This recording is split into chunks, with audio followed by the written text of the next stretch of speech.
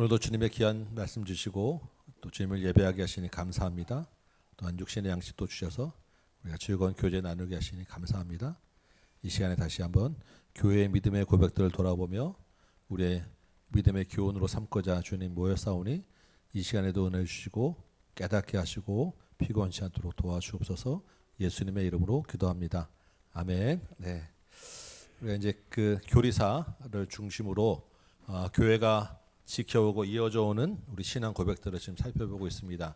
우리 지난주에는 벨기에 신앙 고백이라는 것을 우리가 같이 좀 나눴었어요. 네.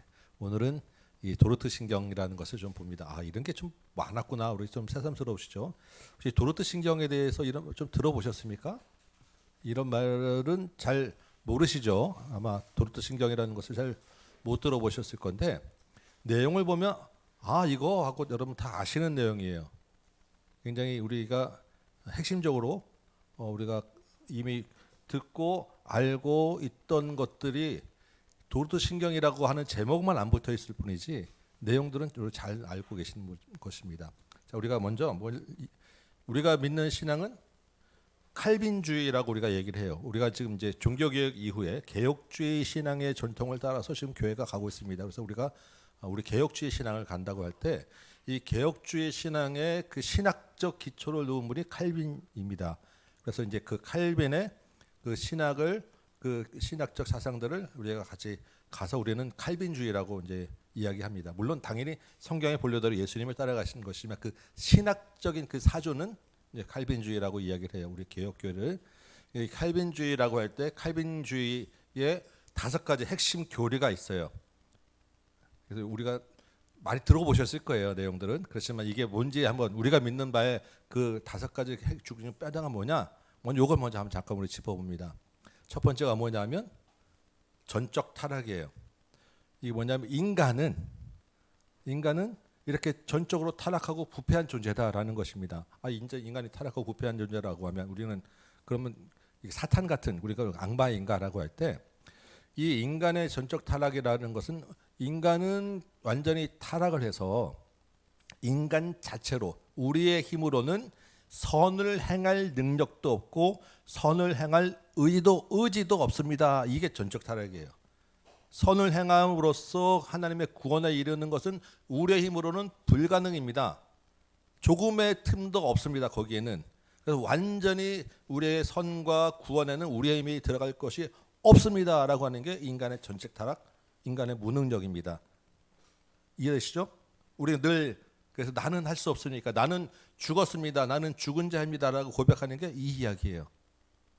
두 번째로 가는 것은 그러한 우리를 하나님이 무조건적으로 무조건이라고 하는 것은 인간의 자격이나 조건 없이 내 힘에 어떤 내가 뭐 돈이 많아야 내가 신앙을 성역 공부를 많이 해야 이런 어떤 그 조건 혈통 관계 없이 하나님이 조건 보지 아니하고 은혜로 우리를 구원해서 선택하셨다라는 게 무조건적인 선택입니다. 이것까지도 우리를 아시죠? 믿고 그래서 하나님의 절대적인 주권과 은혜에 우리의 구원이 달려있다라고 믿는 것이 무조건적인 선택이에요. 세 번째는 제한적 구속입니다. 이 하나님이 전적으로 타락한 우리를 무조건적으로 선택하기 위해서 누굴 보내셨어요?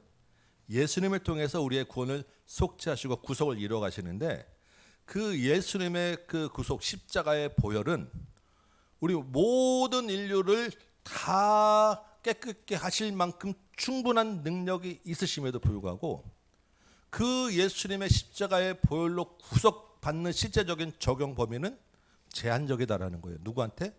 하나님이 택한 자에게. 예수님은 모든 사람을 다 구원하고 보혈의 능력은 충분하심에도 불구하고 그것이 실제 적용되는 것은 제한적으로 하나님이 선택한 자들에게 적용된다라는 거예요. 그래서 모든 사람 아무나 다 그냥 전부 다 가만히 있다가 저절로 구원받는 게 아니다라는 게 우리가 믿는 믿음입니다. 그러니까 은혜가 되는 거예요. 그렇죠? 네 번째는 불가항력적이네. 불가항력이라고 하는 것은 저항할 수 없다라는 거예요. 불가항이라는 것은 저항할 수 없다. 어떤 거에? 우리가 이렇게 하나님의 선택으로 예수 그리스도의 십자가 보혈로 구원을 받는 것은 내 힘으로가 아니죠. 그럼 어떻게 해요? 성령께서 내 마음에서 나를 감동시켜서 거듭나게 하시는, 그 요한복음에 보면 니고데모에게 할 때 사람이 두 번 되는 가능합니까? 라고 했더니 물과 성령으로 거듭나야 된다라고 이야기하시잖아요. 그렇게 내가 예수님을 믿는 그 내 마음의 회심의 성령께서 우리 마음에서 역사하시는 건데, 그렇게 성령께서 내 마음에서 감동해서 예수를 믿게 하는 그 회심이 일어날 때 내가 아니야, 나는 아니야, 나는 싫어, 나는 계속 내 마음대로 살 거야라고 내가 거부할 수 없다라는 거예요. 이게 무슨 말이냐면, 우리 다 여러분 경험하셨을 거예요. 내가 예수님 믿게 됐을 때 막 그냥 정말 이제 각자 다 경험이 있으실 텐데, 믿게 됐을 때 저절로 내가 그냥 내 의자 상관없이 내 죄가 다 깨달으시고 예수님 안에서 정말 눈물 흘려나고 나는 죄인이에요라고 막 고백하게 되시잖아요. 그거 할 때 중간에 여러분이 정신 차려 이러면 안 돼라고 멈춰 이러지 않으시죠. 그냥 눈물 흐르는 눈물을 주체 없어서 눈물 흘리면서 주님 맞아요, 나는 죄인이에요, 감사해요, 이렇게 끌려가신단 말이에요. 이게 좋은 말로 그냥 우리가 끌려간다는 게 좋은 편으로, 정말 내가 어떤 그거에서 나는 정신 차리고 더 이상 여기서 내가 이 종교에 끌려가면 안 되라고 거부할 수 없다라는 게 이 저항할 이 불간역적 은혜라는 거예요. 성령은 그래서 우리 마음을 그렇게 성령께서 강하게 끌고 가시는 거예요. 맞죠? 네. 마지막으로 성도의 견인이라고 하는 것입니다. 견인이라고 하는 말이 이게 영어로 이제 퍼시비어런스라고 하는 게 뭐냐면 인내, 끈기라는 건데, 성도의 견인이라고 하는 것은 이렇게 구원받은 성도가 중간에 우리가 살다가 보면 죄를 짓기도 하잖아요. 잠깐 타락할 수는 있지만, 죄를 범할 수도 있고 실수도 있지만 그 구원이 결코 취소되지 않는다라는 거예요. 하나님이 나를 한번 딱 선택한 하나님의 선택의 그 구원이 변경되지 않는다라는 거예요. 왜냐하면 그 구원을 이뤄가시는 그 주권은 하나님께 있기 때문에.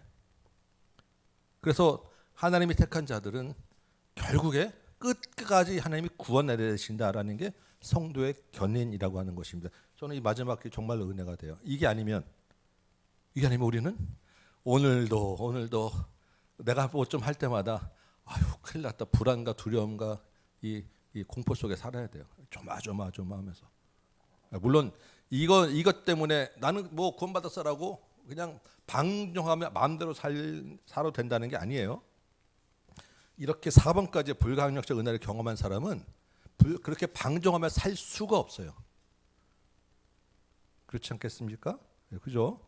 그래서 그냥 이 성도의 견인, 주님 다시 올 때 내가 주님 만난 것을 바라보며 믿으며 끝까지 그냥 기쁨과 겸손 가운데 살아가는 거예요. 이 5가지가 우리가 믿는 교리의 핵심 뼈대입니다. 그래서 이 빨간 글씨로 제일 앞자 써놓은 게 TULIP 모으면 튤립이에요. 그래서 우리 교리를 튤립이라고 이야기를 많이 해요.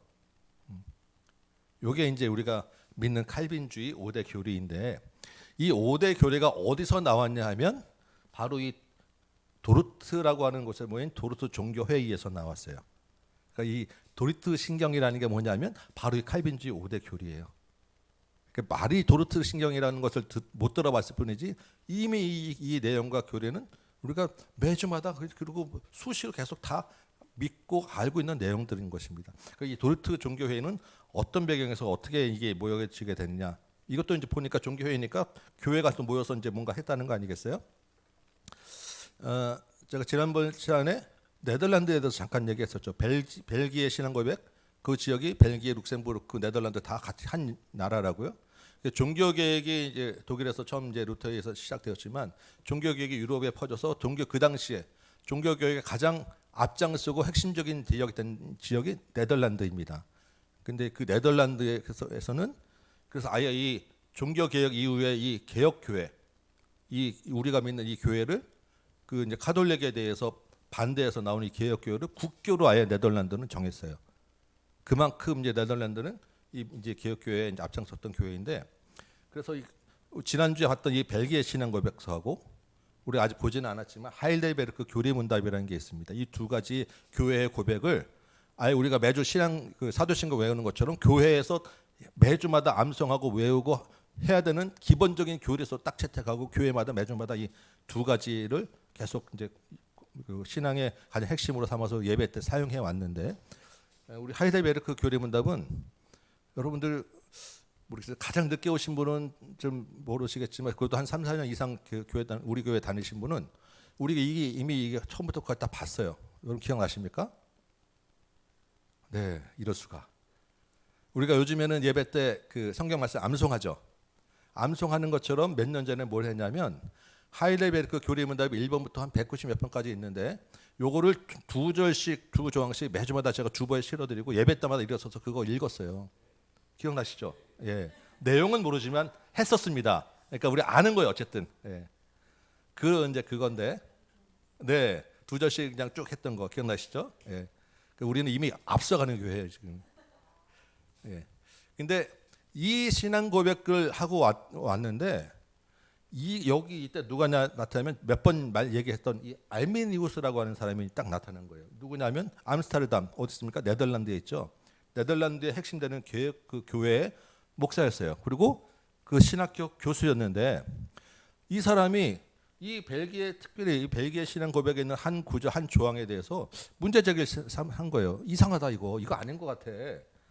거기에 그 내용이 뭐냐면 하나님이 선택했어서 선택받은 자가 구원받는다라고 하는 그 내용에 대해서 이거 아닌 것 같아라고 의심을 품고 그게 아니고 이런 거야라고 이야기한 게 예지예정이라는 것을 주장했어요.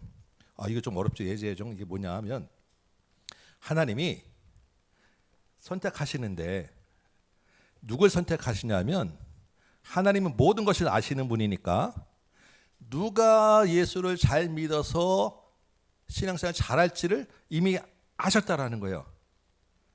그래서 장차 저 사람은 예수를 믿을 거니까 저 사람을 선택해야지라고 미리 알고 나중에 믿을 사람만 선택했다라는 것이 예정입니다. 좀 이해가 되세요? 그러면 이게 뭐가 문제가 되냐면 그 하나님의 선택의 구원의 핵심이 뭐냐면 내가 믿는 거가 되는 거예요. 하나님은 하나님의 은혜로 선택하는 게 아니라 인간이 잘 믿는 사람을 선택한다라는 거예요. 그러면 그 선택의 기준이 뭐냐면 인간의 믿음이 되는 거예요. 그 인간의 믿음이라고 하는 것은 인간이 내가 내 믿음으로 내 의지로 반응해서 내가 믿음을 가지고 딱 가지기로 결정하면 이 사람은 하나님이 선택할 수밖에 없는 그런 사람을 선택한다라는 게 바로 이것입니다. 그러면 어떻게 되냐면 구원이 하나님의 전적인 은혜가 아니라 하나님과 인간이 같이 상호작용하는 신인 협력으로 구원을 이루어진다라는 논리가 되는 거예요. 여러분 어떻게 생각하십니까? 좀 이상하죠? 네. 여기에 이제 중요한 여기에 차이가 되는 거예요. 구원이 누구의 주권에 의하냐? 구원의 가장 기준이 누구냐? 우리는 전적인 하나님의 손에 있다라는 것이 우리의 믿음이고 그래서 구원이 은혜의 선물이가 되는데 이 사람이 보기에는 아닌 것 같다. 나도 좀 뭔가 했잖아. 내가 믿었지 않냐? 내가 믿는 것을 하나님이 미리 아시고 내가 믿을 만한 사람만 선택했으니까 결국 구원이 된 거지 라고 하는 것에서 아주 큰 차이가 나게 된 것입니다. 그래서 이 사람이 이제 신학교 교수이고 목사임에도 불구하고 이런 얘기를 자꾸 하니까 이제 교회에서 교단에서 불러다가 당신 자꾸 그런 얘기하면 당신 신학교 교수할 수 없어 라고 이제 주의를 주니까 저 그런 얘기 안 하겠습니다 해놓고 가르칠 때는 또 그 얘기를 막 가르치고 계속 이제 이게 그 사람한테 배운 사람들이 자꾸 이제 이야기를 하니까 교회 전체에 자꾸 이게 이제 문제가 좀 심각한 문제가 된 거예요. 그러다가 이 알미니우스라는 사람이 먼저 죽고 알미니안이 등장했어요. 알미니안이라고 하는 니안 이렇게 붙이면 그 사람들 따르는 추종자들이 주의자가 되는 거죠. 알미니우스 사후에 그의 추종자들을 알미니안이라고 얘기를 해요. 그래서 알미니우스는 1609년에 먼저 죽었는데 그 후에 1610년에 이 알미니안들이 모여가지고 5개의 조항을 작성합니다. 이런 것은 우리가 그동안 그 교회의 신앙 고백과 안 맞다. 이거는 이렇게 되는 거다. 이건 이렇습니다라고 자기들의 의견 5개 조항을 네덜란드 의회에 제출해요. 왜 네덜란드 의회에 제출하겠습니까? 네덜란드는 국교가 지금 이 개혁 교회이기 때문에 의회에서 법으로 이거 바꿔달라. 신앙 고백 바꿔달라라고 의회에다가 제출하는 거예요. 그래서 의회에서는 이거는 이제 의회가 만들어 처리할 수 없으니까 교회에게 이것들을 결정해달라고 이제 종교 회의를 소집을 하게 되는 거예요. 그래서 이 알미니안들을 그 당시에 이름을 항론파라고 얘기해요. 항론 뭐 5가지 조항을 그 거부한 반대되는 이야기를 했다라고 해서 항론파라고 얘기하는데, 이 사람들의 이 항론파의 그 5가지 내용이 뭐냐면 바로 이거예요. 인간은 맞아, 인간은 죄인 맞아. 이 사람들은 인간은 죄인 아니라고 하는 게 아니에요. 이 기독교 교회 안에 있는 사람들이기 때문에 인간은 맞아, 죄인인데 그렇다고 해서 완전히 다 부패해서 아무것도 못하는 자유, 그게 아니고 인간에겐 자유주의가 아직 살아있잖아. 그래서 인간이 선을 아예 행할 수 없는 게 아닌 거야 라고 하는 게 첫 번째 조항입니다. 그래서 나오는 게 두 번째, 하나님은 그 믿음을 보고, 하나님의 구원에는 조건이 있어. 믿음이라는 거야. 내 개인의 인간의 자유에 있다는 믿음. 그래서 무조건적인 선택이 아니고 하나님 그 믿음에 따른 자격을 본 기준이 있다는 거야. 그 조건을 보고 선택했다 이거고, 세 번째는 예수님은 모든 사람을 위하여 돌아가셨어. 하나님이 이 선택하는 그 기준으로, 방법으로 예수 그리스도 십자가를 한 건 맞는데, 예수님은 그 방법적인 면에서 방법을 제시하신 거예요. 예수님이 일단 돌아가셔야 되니까 돌아가셨어. 그래서 방법적인 면으로 이만큼 그 구원의 문이라는 것을 만들어 놓으시고, 그 방법을 이루어가고 통해 가는 것은 바로 인간의 그 조건이야. 그러니까 이 사람들이 이야기하면 십자가의 보혈이라는 것은 그 보혈 자체는 죄를 씻을 능력이 없어. 그냥 십자가로 그냥 죽으신 거야. 죽으신 걸로 끝나서 보편적으로 모든 사람에게 다 그것이 해당할 수 있는 문을 열어놨어. 그 문은 누가 들어가냐면 믿음이라고 하는 조건이 있는 사람, 자격을 갖춘 사람이 들어가는 거야. 이해되십니까? 여기까지? 이 사람들 지금 얘기인 거예요. 그러니까 우리는 예수의 십자가의 은혜로 다 우리 죄를 씻었다고 하는데, 아니, 예수님 그냥 일반적인 상황에서 그냥 돌아가신 것으로 끝이야. 예수님이 돌아가신 것을 끝이고 그 다음에 거기에 가는 것은 내 믿음이야 라는 게 이제 여기 조건이에요. 그래서 이 사람들의 보편적이라는 것은 모든 사람에게 다 해당되는 그런 이야기입니다. 그래서 그런 보편적인 예수님의 십자가와 우리의 그 인간의 구원 사이에 단절과 딱 이렇게 벽을 쳐놓은 거예요. 예수님은 그냥 돌아가시기만 한 분, 그 다음에 구원은 인간의 손에. 그래서 인간이 하나님이 우리의 마음을 회심시키고 할 때, 우리를 구원하시고자 할 때 인간이 그 은혜를 거부할 수 있어. 저항할 수 있어. 저항이라고 해야지만 인간이 자기 마음대로 하나님을 믿을 수도 있고 안 믿을 수 있다라는 이야기를 하는 거예요. 그래서 한 번 구원받는 사람은 우리는 절대 구원에서 떨어지지 않는다라고 하지만, 아니야. 믿음이 있다가도 없어지기도 하고, 한번 믿었던 사람이 불신자로 돌아서고 다른 막 하잖아요. 그래서 인간의 구원은 계속 바뀔 수 있어. 은혜로부터 한번 구원받았다고 끝이 아니고 계속 타락할 수 있어. 그래서 계속 경고를 해야 돼 라고 하는 게 이 주장입니다. 이런 이제 항론 5가지를 딱 제안하고, 이게 좀 아까 처음에 제가 했던 얘기하고 아마 지금 연결되죠 다? 이거 5가지 항론을 딱 제 교회에게 이제 제출한 거예요. 그래서 교회가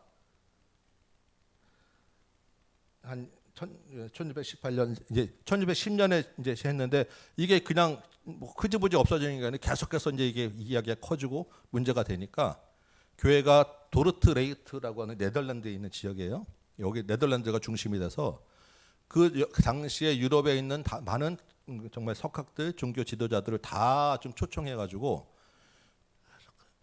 종교 회의를, 그래서 이 문제를 이제 다루기 시작한 것입니다. 정식으로 네덜란드 국가의 지원을 받아서. 그때 주로 활약했던 분이 푸티우스라고 하는 분이고, 아주 유명한 분이 영국의 에임스라고 하는 분이에요. 우리가 종교개혁당마다 하나님 쓰시는 분들이 나오잖아요. 그 대표적인 이번에는 에임스라고 하는 분입니다. 그러니까 칼빈의 사상이 뭐 그 신학이지만 칼빈이 이걸 만든 건 아니고, 칼빈 이후에 역시 이제 그 우리 신학 그 교회가 이제 모여서 이것들을 다시 이 칼빈주의라고 하는 것을 정한 거예요. 그래서 이 84명이 이제 회의를 할 때 먼저 처음 서약을 해요. 근데 서약문이 쭉 있는데 그 중에 중요한 분이 뭐냐면, 나는 어떠한 인간적 글도 사용하지 않는다라고 하는 것은 지금 이 알미니안들이 사람들이 만든 신앙 고백서를 문제 삼고 나왔으니까 그 신앙 고백서 사람이 만든 그 다 의존하지 않고 정말 하나님의 말씀 성경에서만 근거를 찾아서 우리의 믿는 바를 분명하게 한번 정리하고 이것을 여기에 대해서 정리하겠다라고 서약을 하고 이 여러 달에 걸쳐서 이분들이 정말 성경을 연구하면서 성경에 대한 근거를 찾아서 만들고 그 정리한 것이 도르트 신경이라고 하는 거예요. 그래서 교회가 이것을 정해서 알미니안에서 너희 이것은 틀렸어라고 분명히 이야기하는데 이 도르트 신경 안에는 좀 하나님의 선택과 유기라는 것은 우리 뭐 아시죠? 버리는 것. 그럼 하나님이 선택했다고 하면 선택받지 못한 사람들은 버려지는 거예요. 근데 하나님 뭐 이렇게 잡았다가 버리는 게 아니라 나중에 이제 보겠지만 그냥 로마서에서 제일 무서운 벌이 뭐예요? 내버려 두는 거. 이게 유기입니다. 그러니까 선택하고 선택하지 받지 못한 대로 그냥 자동적으로 그냥 죄의 길로 가게 되는 그 선택과 유기에 대해서 그렇지만 이 선택과 하나님의 선택은 그리스도의 죽음을 통해서 우리가 인간을 구성하셨고 우리의 인간의 부패를 하나님이 어떻게 회심시켜 나가는지 그래서 그것이 결국 어떻게 우리를 구원으로 이끌어 가는지에 대해서 이 학론파의 5가지 중에서 하나씩 신앙의 교리에 의해서 설명해주고 교리에 대해서 먼저 충분히 설명해주고 그 5가지 그 중에서 교리에 우리가 믿는 바가 뭔지를 먼저 설명해주고 그 믿는 바에 따라서 학론파의 그 주장은 이래서 잘못되었다라고 그 밑에 또한 오류에 대해서 반박하는 것이 총 93개조입니다. 이게 이제 도르트 신경이에요. 그래서 우리가 한번 정리를 해보면 알미니안과 칼빈의 오대교를 할 때 첫 번째 나누는 것이 인간이 누구냐라는 인간론입니다. 인간은 우리를 믿는 것은 전적으로 타락해서 선을 행할 능력이 없다라는 것이고 그래서 하나님이 우리의 자격 없이 조건 없이 선택했다라는 것이고 그 선택은 예수 그리스도의 구속에 의해서 십자가의 보혈로 선택받은 자가 구원받는 것이고 그 선택받는 구원은 내 인간의 힘으로 저항하고 인간이 안 하겠다고 거부할 수 있는 게 아니라는 것이고 그래서 그 구원은 끝까지 변함이 없다라는 것입니다. 그럼 이것을 전체를 다 통틀어서 하나의 가장 핵심이 뭐냐면 하나님의 주권적 은혜예요. 인간의 책임과 공로가 끼어드는 것이 알미니안이고 우리의 모든 믿음과 구원에 전적으로 하나님 손에 있다라고 하는 것을 강조한 게 우리의 믿는 교리입니다. 여기까지 대강 이해되시죠? 왜 우리가 이런 믿음이 나왔는지에 대해서 그래서 이 알미니안의 5대 교리에 해당되는 내용들이 중간중간에 우리 신앙에 계속 끼어들고 있기 때문에 이게 이제 굉장히 우리가 경계하고 잘 알아야 되는데 이런 내용들 사실 처음 나온 게 아니에요. 어디서 우리 비슷한 거 봤었습니까? 지지난주에 펠라기우스주의, 반펠라기우스주의 그 뿌리가 여기에 있는 거예요. 특별히 그 반펠라기우스, 세미펠라기우스라고 하는 내용들은 아주 비슷해요. 그렇죠? 이게 시대가 바뀌어서 이름이 바뀌고 조금 더 세밀한 부분들 갖고 나와서 우리를 공격하지만 뿌리는 똑같다라는 거예요. 결국 뭐냐? 내가 주인이냐? 하나님의 주인이냐? 이게 더 거슬러 올라가서는 최초의 아담과 하와까지 가는 거예요. 똑같은 지금 싸움이. 여전히 우리는 이 싸움에 직면해 있고 마지막까지 결국 하나님 대신에 내가 인간이 주인 되는 자리에 놓고 그 인간의 주인 되는 그 뒤에는 사단이 자기가 주인 되는 자리를 놓고 예수님 오실 때 마지막까지 계속 가서 그 싸움 끝에 우리가 하늘나라에 가게 되는 거예요. 그러니까 이 분명한 교리는 너무너무 중요합니다. 그래서 이제는 이제 이 도르트 신경에 지금 93개 항목인데 사실은 이 항목들은 전부 다 하나씩 굉장히 좀 우리가 하나씩 좀 다 살펴볼 필요가 있는데 그러기에는 이제 너무 좀 우리가 헤비하고 사실 이제 어렵습니다. 그래서 오늘 이제 앞에 있는 몇 가지 항목들만 좀 제가 설명 한번 같이 읽어보고 가능하면 다음 주에 한번 조금 더 조항들 몇 개 좀 이제 같이 읽어보려고 해요. 우리 이 시간은 우리 원래 책 읽는 시간이잖아요. 그래서 책 대신에 제가 이 교리에 된 부분들을 좀 계속 그냥 이해나 이거 다 그걸 떠나서 한 번씩 좀 읽고 우리가 좀 봤으면 좋겠다라고 하는 의도로 지금 제가 시작한 것입니다. 자, 제1항 도르트 신경의 제1항에는 어떤 내용이 담겨 있느냐? 우리 같이 한번 읽어보도록 하겠습니다. 시작.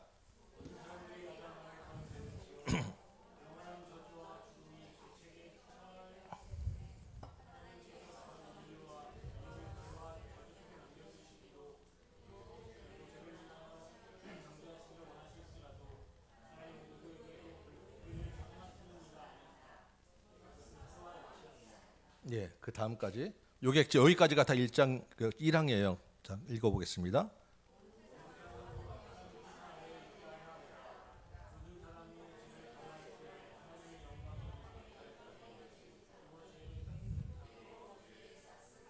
네, 지금 이 처음에 서약할 때 어떻게 한다고요? 우리는 성령의 말씀에만 근거해서 이 말씀들을 다 찾아보겠습니다라고 지금 서약했다 그랬죠. 그래서 대부분의 항목에 이러한 그 교리를 딱 내세우는 근거에 대한 하나님의 말씀을 다 붙이고 있어요. 자, 이 내용이 뭐냐면 인간은 누구라는 거예요? 죄인이라는 거예요.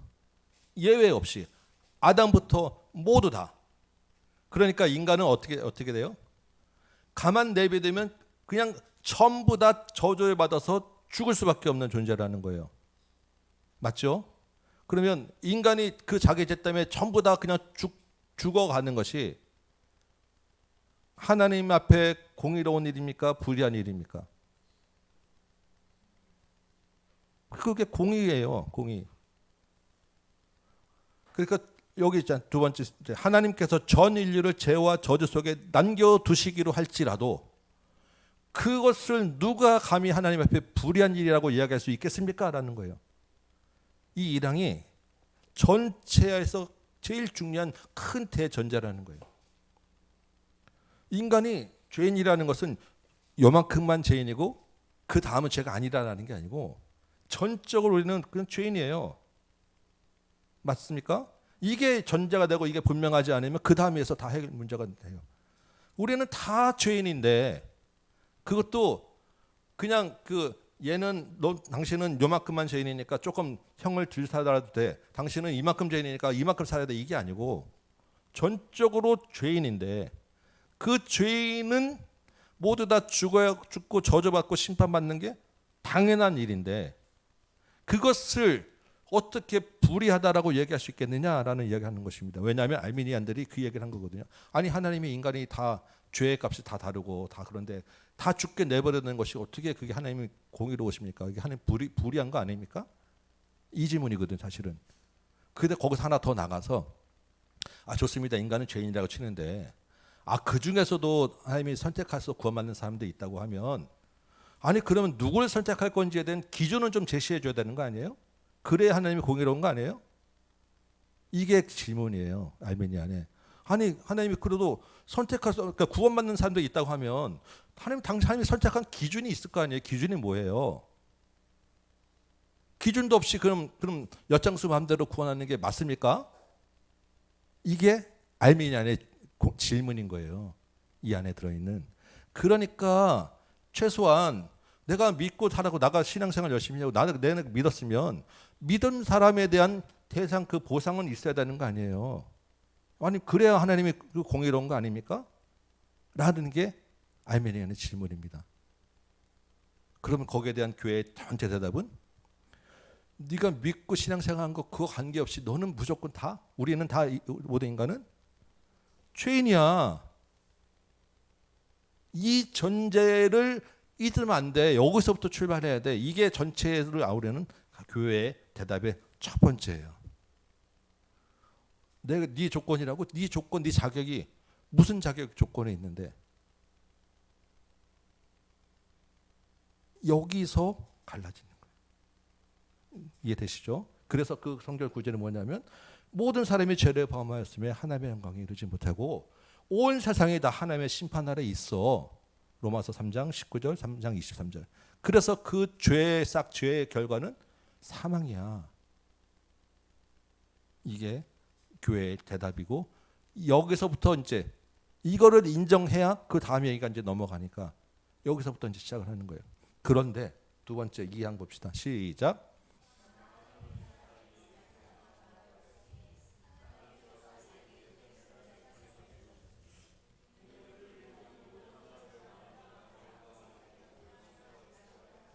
예, 요한일서 4장 9절 하나님의 사랑이 이렇게 나타나는 바 되었으니 그의 독생자를 이 땅에 보내십니다.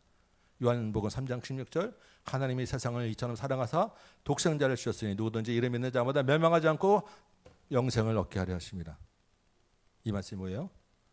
1항에 이게 마땅하고 당연히 그것이 또 모든 사람이 다 죄를 범한 것이 당연하고 그것은 하나님의 공의인데 하나님이 사랑으로 그 중에서 예수 그리스도를 독생자로 이 땅에 보내주셔서 예수를 믿는 자는 영생을 얻게 하셨어. 이게 하나님의 은혜야. 이게 구원이야. 그래서 우리가 하나님이 세상을 이처럼 사랑하사라고 할 때 하나님이 세상을 이처럼 사랑하사의 그 세상은 누구냐? 누굴 가리키겠어요? 하나님이 세상을 이처럼 사랑하사 독생자를 주셨으니 라고 할 때 그 세상이라고 하는 세상 안에는 누가 포함되냐면 첫 번째는 온 세상을 다 포함하는 거예요. 하나님이 온 세상, 온 인류, 하나님의 그 어떤 형상 지은 인류니까.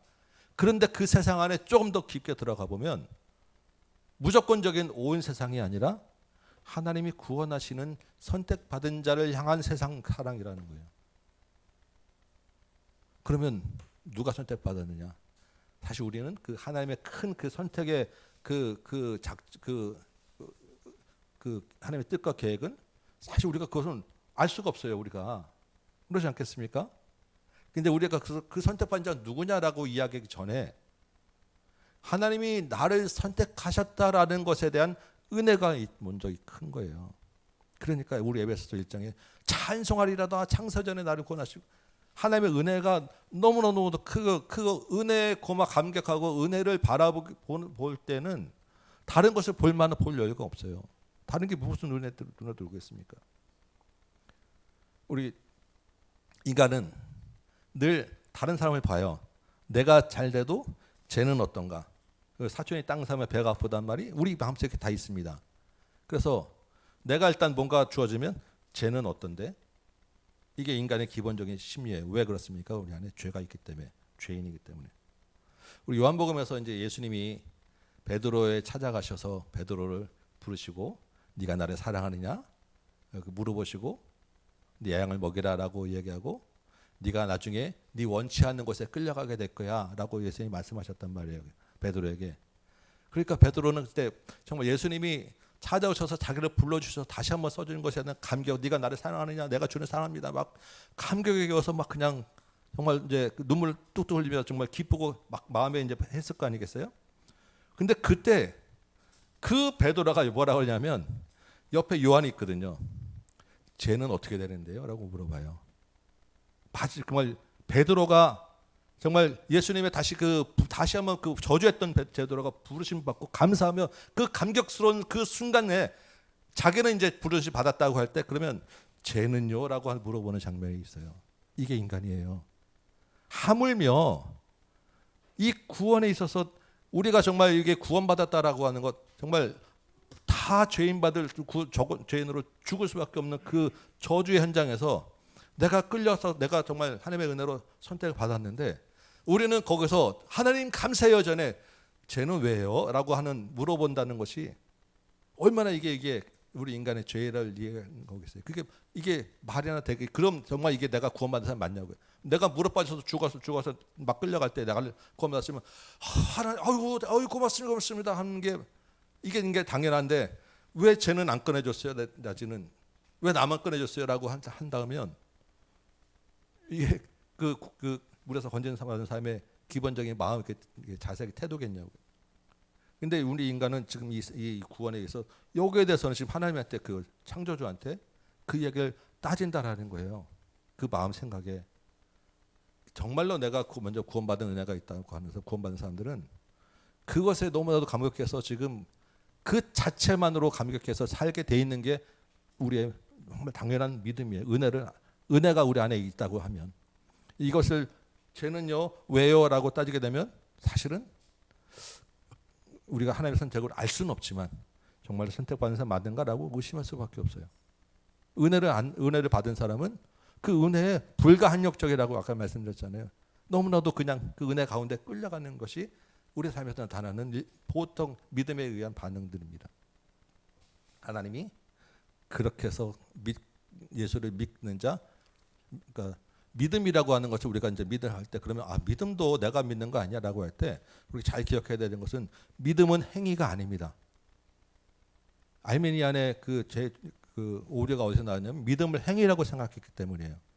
믿음은 행위가 아니라 그냥 하나님이 주신 통로예요, 방법이에요, 수단이에요. 믿음은 내가 믿는 행위가 아니에요. 여기서 오류가 생깁니다. 하나님은 믿음이라는 통로를 통해서 우리를 구원하시지만 믿는 것은 내가 믿는 게 아니에요. 우리 찬송가 310장 한번 펴보시겠어요? 우리 잘 아는, 저도 너무 좋아하고 말씀했던 찬송가 310장이에요.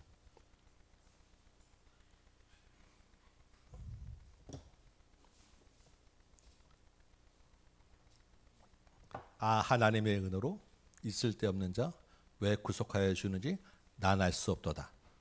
3절에 보면 왜 내게 성령 주셔서 주 예수 믿게 하는지 난 알 수 없도다.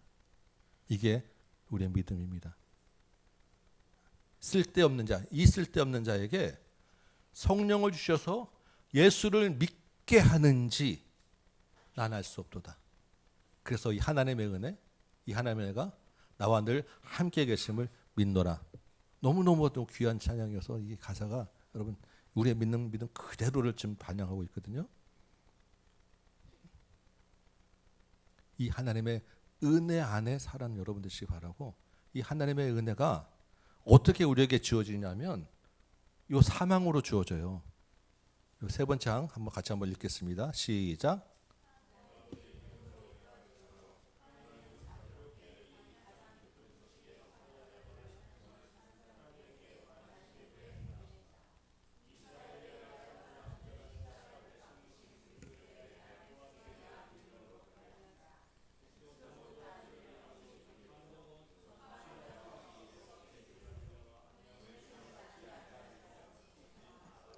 네, 여러분 우리가 이 자리에 어떻게 있게 되었습니까? 하나님의 은혜로 있게 되었는데, 그 하나님의 은혜가 우리에게 어떻게 나타나냐면 복음을 전하는 자를 보내주셔서 우리 이 자리에 있게 된 거예요. 나는 모태신앙인데, 맞죠? 모태신앙도 나와서 믿음의 부모라고 하는 복음 전하는 자를 우리에게 주신 거고요. 중간에 예수 믿게 하셨다고 하면 나에게 복음을 전해주는 사람이 누군가가 있었던 거예요. 그게 한 사람일 수도 있고 10사람일 수도 있고, 그 많은 복음들이 나에게 계속해서 내 마음을 치고 해서 결국 내가 이 자리에 오게 된 것입니다. 여러분의 옆에 있는 아내일 수도 있고 부모일 수도 있고 자녀일 수도 있고 가장 가까운 친구일 수도 있고 전혀 나하고 별로 관계없이 그냥 한번 스쳐간 사람일 수도 있는데, 어쨌든 간에 하나님은 기쁜 소식을 전하는 전파자들을 하나님이 원하신 때에 보내서 그 사람 택하고 작정하신 사람을 구원해내신다라고 하는 거예요. 그래서 듣지도 못한 이는 어찌 믿으리요? 전파하는 자가 없으면 어찌 들으리요? 보내심을 받지 않았으면 어찌 전파하리요? 우리가 믿는 것은 다 하나님의 부르심 안에 있고, 그 하나님의 부르심은 보내심을 받은 자가 그 사명을 감당했을 때 있는 거예요. 우리가 오늘도 이제 다 끝나면 또 이제 노래에서 나가죠. 거기서 스쳐가서 한번 지나가는, 그리고 교회 그 우리에게 혹시 이끌려서 만약 오게 되는 그 영혼은 하나님이 작정하신 영혼인 것입니다. 그래서 그때에 맞춰서 우리를 사용해서 그곳에 나가도록 인도해 주시는 거예요. 여러분의 삶에서 우리 일상에서 만나는 사람들 중에서 그냥 스쳐가고 한번 이제 인연을 맺었다가도 헤어져서 잊어버리는 사람도 있을 거예요. 그런데 그 가운데서 자꾸 나하고 뭔가가 얽혀서 이야기하게 되고, 내가 만난 예수는 이런데라고 한마디 하게 되고, 이런 일이 왜 있냐면 하나님이 작정하셔서 그 사람을 향해서 나를 보내셨기 때문에 있다라는 거예요. 우리는 다 그런 부르심을 받아서 보냄을 받은 자를 통해서 하나님이 구원하시고 우리도 그 일을 하게 하신다라는 것입니다. 놀라운 하나님의 은혜고 하나님의 그 방법이에요. 우리가 다 그 일에 부르심을 받아서 땅 끝까지 이르러 내 증인이 되라고 하는 말씀 우리에게 주신 것입니다. 로마서 14장 14절 15절이 뭐냐면 요거예요. 듣지도 못하니가 어찌 믿으리요. 전파하는 자가 없지 들으리요. 아름답도다 복음 전하는 자들의 발이요. 지난주인가 지지난주인가 우리 그 스승의 주 있는 그때 우리 학생부 친구들이 편지를 이렇게 써서 우리 이제 목회자들에게 하나씩 줬더라고요. 각자 자기가 한 사람씩 한유하 그리고 이제 몇 쓰고 한유주 이렇게 또 쓰고 뭐 그 박지영 학생 이렇게 다 이렇게 해서 한 몇 마디 써가지고 롤링 페이퍼를 이제 줬어요. 너무나도 감사하고 참 감동되는데 거기에 누가 줬는지 모르겠지만 이 구절을 써가지고 저한테 앞에다 딱 해서 줬더라고요. 이야 복음 전한 자의 발이 아름답도다 하는 말씀을. 그래서 야 우리 학생들이 이런 믿음을 가지고 있구나 또 이런 눈과 마음으로 나를 봐주는구나. 그래서 제가 너무너무 감동을 받은 적이 있는데 저에게만 해당되는 게 아니라 여러분 다에게 해당되는 말씀입니다. 하나님이 우리를 이렇게 쓰셨어요. 이렇게 부르셨어요. 네 번째 자 읽겠습니다. 시작.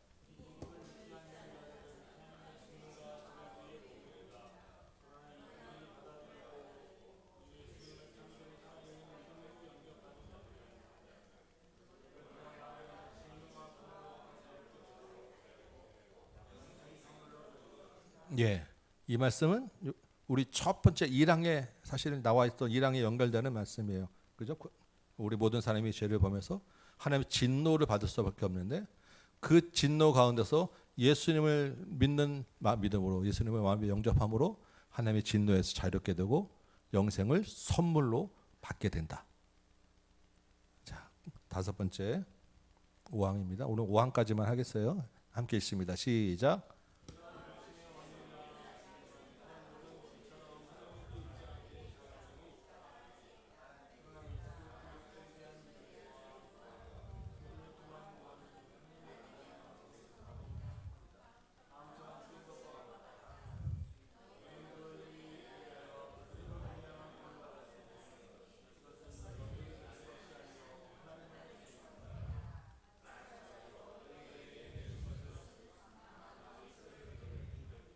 예, 에베소서 2장 8절 9절 그리고 빌립보서 1장 29절 말씀을 들어서 우리의 구원은 하나님의 은혜의 선물입니다. 그렇지만 기본적으로 하나님 믿지 않고 저주에 있는 그 책임은 하나님께 있는 것이 아니라 사람에게 있습니다. 왜냐하면 우리가 죄인이기 때문에. 그 하나님이 선택하지 받지 못한 사람들이 그 죄의 심판을 받는 것은 하나님 책임이 아닙니까? 라고 하는 게 알미니안의 질문이에요. 하나님이 당신이 택하지 않아가지고 저 사람이 죽을 수밖에 없는데 라고 했을 때 아니 택하고 택함 받고 아는 모든 사람이 다 죽게 되는 것이 원래 그 논리야. 그러니까 내가 택하지 않았다고 해서 내가 불의하고 내가 책임 있는 게 아니야 라는 게 우리의 성경에 근거한 우리의 논리이고 믿음입니다. 하나님의 책임 때문에 선택받고 구원받지 못하고 저주 심판받는 사람이 있는 것이 아니겠습니까? 하나님 책임지세요가 아니고 하나님의 책임은 모든 사람이 다 죄를 받을 수 인간의 책임인데 그 중에서 선물로 은혜로 구원받은 사람이 있는 거야. 이게 맞는 거야. 이게 논리야. 이게 진리야. 라고 오왕은 이야기하는 거예요. 이런 식으로 이제 뒤에 쭉 이제 그 여러 가지 이제 말씀들이 있는데 오늘은 이제 그냥 시간 관계상 우리 또 이야기할 수 있는 범위를 또 하나하나씩을 너무 깊게 들어가서는 너무 이제 이 범위가 넓어지기 때문에 우리 가장 기본적인 것들만 우리 함께 읽어봤습니다. 중요한 것은 이 도르트 신경이 왜 어떤 목적으로 기록되었느냐. 물론 배경과 충분히 설명드렸어요. 그런데 이것을 이렇게 하나하나씩 한 기본적인 이 사람들의 처음 할 때 목적이 세 가지가 있어요. 뭐냐면 하나님의 영광을 위해서. 하나님은 어떤 분입니까? 창조주기도 하고 구원자이기도 하고 심판자이기도 하고 하나님의 영광 안에 있다. 하나님은 먹든지 마시든지 무엇이든지 영광을 위해 살라고 우리에게 말씀하셨다고 말씀드렸죠. 하나님은 영광받기 합당하신 분이야.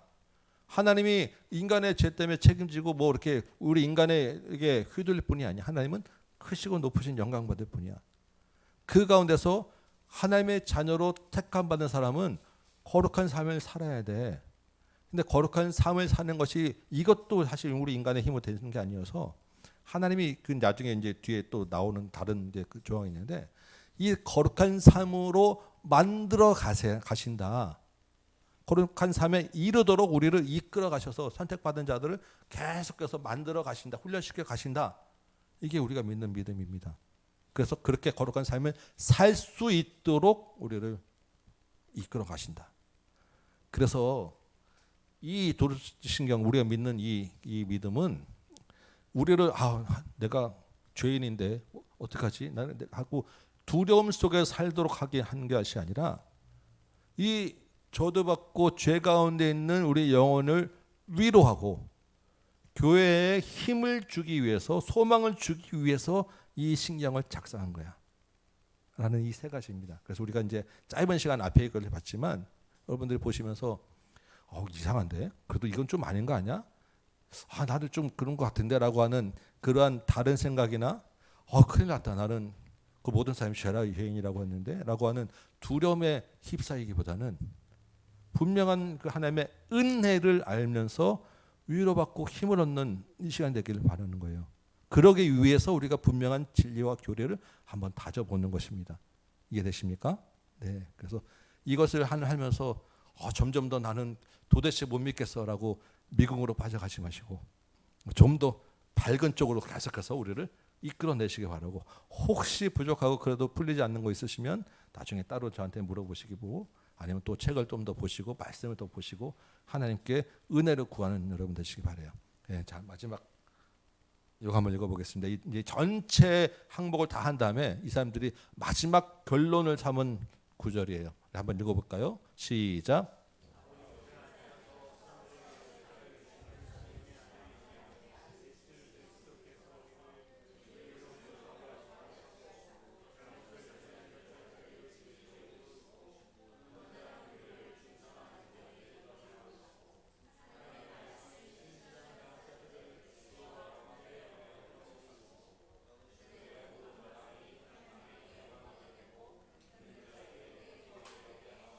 예, 요것을 요약한 게 하나님의 영광과 거룩한 삶과 제 마지막에 뭐였죠?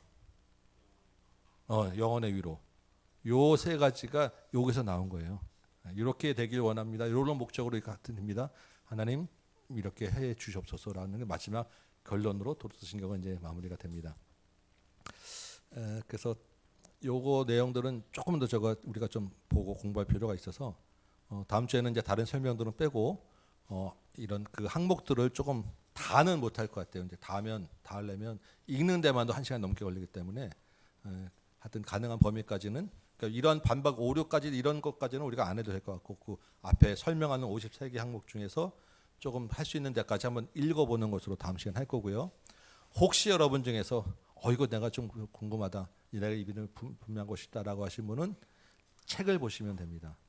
근데 사실 이런 책을 좀 갖고 제가 이거 할까 하다가 이거 붙잡고 여러분과 함께 몇 달 하자려면 한도 끝도 없을 것 같아가지고 그거는 좀 아닌 것 같아서 이제 근데 이 코르넬리우스 프롱크라고 하는 분이 이 도르트 신조에 대해서는 전 세계적인 권위자예요. 이 책이 가장 이제 그 대표적인 책인데 제가 어제 이렇게 보니까 좀 이 책이 품절됐다고 이제 더 이상 나오지는 않는 것 같아요. 혹시 이제 원하시는 분은 뭐 알라딘이나 중고를 찾아보시면 되고, 요게 아니면 이런 책도 있습니다. 도르트 신경 해설. 대부분 다 이렇게 신경이 나오고 거기에 맞는 해설로 이제 나와 있어요. 이 책도 괜찮습니다. 클라렌스 바우만이라고 하는 분이 지은 이런 이제 나와 있는 책들이 있으니까 솔로몬에서 나온 이 책은 아주 유통되는 것 같아요.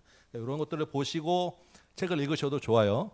이제 책이 도저히 어렵다 하신 분은 이렇게 유튜브 같은 데 보시면 정말 저명한 신학자나 목사님들이 한 항목 한 항목을 다 이렇게 한 설교식으로 강의를 쭉 시리즈로 하신 그런 것들도 있어요. 대표적인 게 여러분 김병훈 교수님이라고 계시는데 제가 다녔던 합동신학대학원 대학교 우리나라에서도 정말 알아주는 대학교예요. 신학교예요. 거기 조직신학 교수님이신데 그분이 이 도르트 신경을 한 주에 한 항목씩 매 그 강해 설교를 하셨더라고요. 그래서 거의 한 75회까지 있더라고요.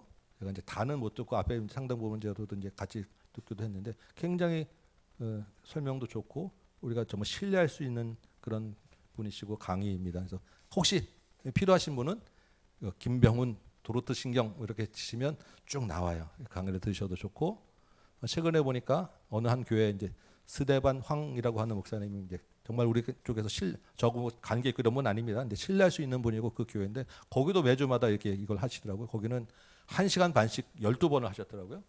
그래서 뭐 그거를 이제 한 번씩 보셔도 좋고 그래서 우리가 할 수 있는 만큼은 제가 다음 주까지 하지만 이거를 붙잡고 여러분과 하면 우리 또 1년 동안 이제 이것만 해야 되는데 그러기에는 좀 조금 어려운 것 같아요. 그래서 혹시 여러분이 궁금하시면 그렇게 안 하셔도 괜찮은데 필요하시면 그런 강의나 책들을 참고하실 수 있고 또 중간에 필요한 부분들은 또 질문하셔도 좋고 그렇습니다.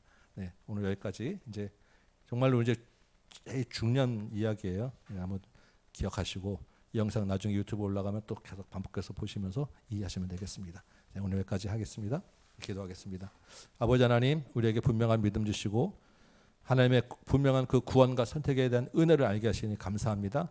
은혜를 알고 그 은혜 가운데 감격하며 주님과 동행하고 복음 전하는 삶 살 수 있도록 인도하여 주옵소서. 예수님의 이름으로 기도합니다. 아멘. 네.